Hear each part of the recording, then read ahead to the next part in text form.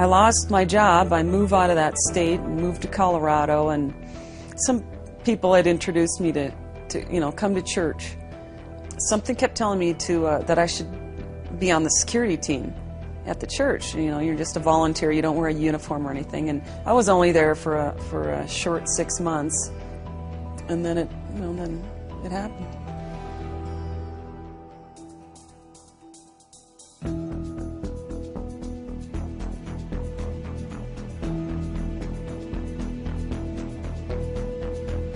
I wasn't going to go to church that day. I was going to stay home.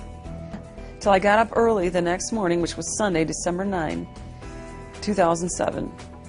And I was reading my Bible, and I decided to take a break, and I went and looked on the internet, and I had just noticed, just by chance, I noticed a real small sentence in the upper right-hand corner of my computer that said there was a shooting at this Christian facility that I was unfamiliar with in Arvada, Colorado. And even though it was 70 miles or so north of where we were in Colorado Springs, I just got instant chills, and I just knew he was going to come to New Life Church. So I called the director and I said, "Did you hear about this shooting in Arvada?" And he said, "Yes." And I said, "I'm coming in." The description of the gunman was very vague, as typical. White male in his 20s, no height or weight, possible beard, possible glasses, and that's pretty much it. At about 5 to 1, I was standing in the front lobby, still very crowded, and a volunteer behind the big round volunteer desks says loudly, "Security!" And so I turn around and look at him, and he points toward the front doors, and he said, "That guy says there's something weird going on outside." So I go talk to this man, and he said, "Yeah, there's like a smoke bomb outside the steps." So I was just thinking, should I call the fire department, or what is this device? Is it a dud? Is it going to explode? And still trying to keep everybody back. Some people said it was one white male in a red car, and a couple people said it was three white males in a white car. And this is typical, cops know that we always get different witness information, so I was going to write down, make note of both. And so I went inside, and before I could start writing down the names, before I'd forget, the volunteer said, "There's another smoke grenade outside the cafeteria doors," which was far from where I was standing. And before I could even say another one, I hear this muffled pop, pop, pop noise coming from the east hallway, which was on my left. And the east hallway is over 100 yards long and 30 feet wide approximately, and it is the busiest hallway in the church.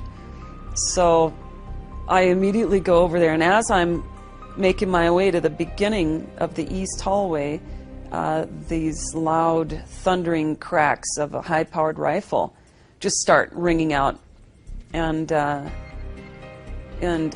hear everybody screaming, and someone's like, "Get down, he's got a gun!" And I thought that the gunman was inside our church. A taller security guy behind me says, "There he is, Jeanne. He's coming in the doors right now." Well, the gunman's entering the complete opposite end of the hallway where I stood. So he had been shooting through the doors of the church. So he was shooting into the masses of people. And so I pulled my gun out of the waist of my jeans where I keep it, and I just sprinted down the hallway toward him. And all of a sudden, everyone's gone. There was no one left in the hallway except for me and the gunman. And he's pulling open the second and last set of these heavy glass doors. So I took cover in this hallway on the right that was perpendicular to the east hallway that he was walking down. I put my gun in the high ready, and I was just going to wait for him to come up to me, and I was going to shoot him, perpendicular, and then I'd shoot him. I stepped up to the corner of the hallway, and I shouted at him, "Police officer, drop your weapon." And he turns toward me, and I shot rapidly 5 times and knocked him back completely on his back. And he sits up, and I walk toward him, and I said, "Drop your weapon or I will kill you." and he's shooting at me now. So we're shooting at each other.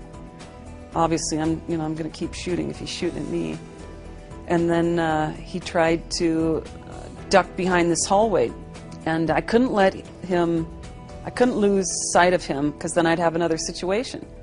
So shot him again for a total of 10 times. And I had told him, drop your weapon. I gave him fair warning, and I just knew that he could kill me, and then he'd kill those other people. So I had to take his life. So another security officer runs up and he said, "Go check the lobby." And he stayed with the body. And so I ran down to the lobby to make sure there was no more gunmen. I checked it and cleared it, and I saw the police cars start to pull up.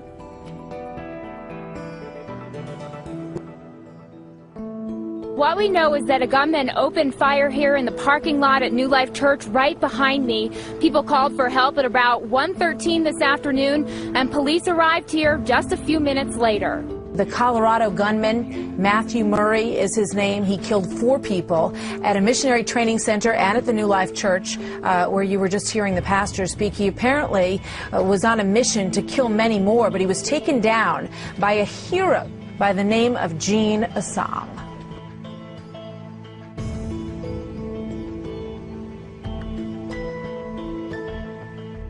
I had never been involved in a shooting before. I'd had to pull my weapon just about every day in Minneapolis, anytime, day or afternoon or nighttime. You could pull your weapon in Minneapolis, and we usually did. But I've never been involved where I had to shoot anybody myself. So I just waited for him to ask the question. I just waited until we got to what happened, and I couldn't remember everything.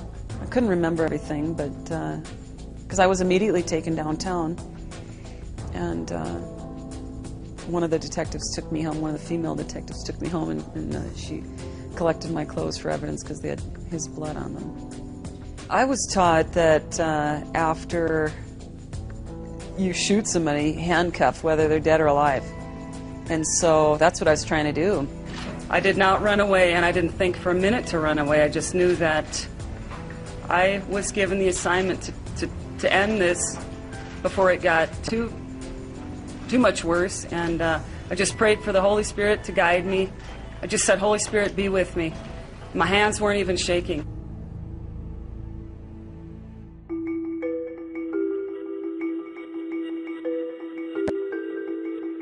I got a phone call from one of the secretaries at the church, and they said, "The White House just called, and President George W. Bush would like to meet you."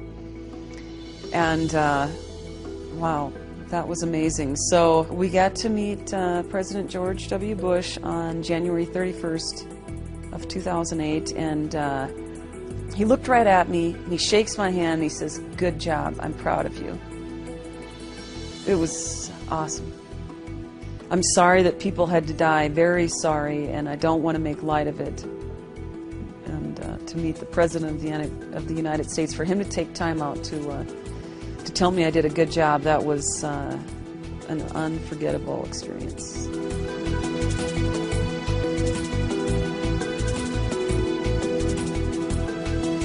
I'd like officers to know, male or female, it doesn't matter, just to know that the bad guy has nothing over us.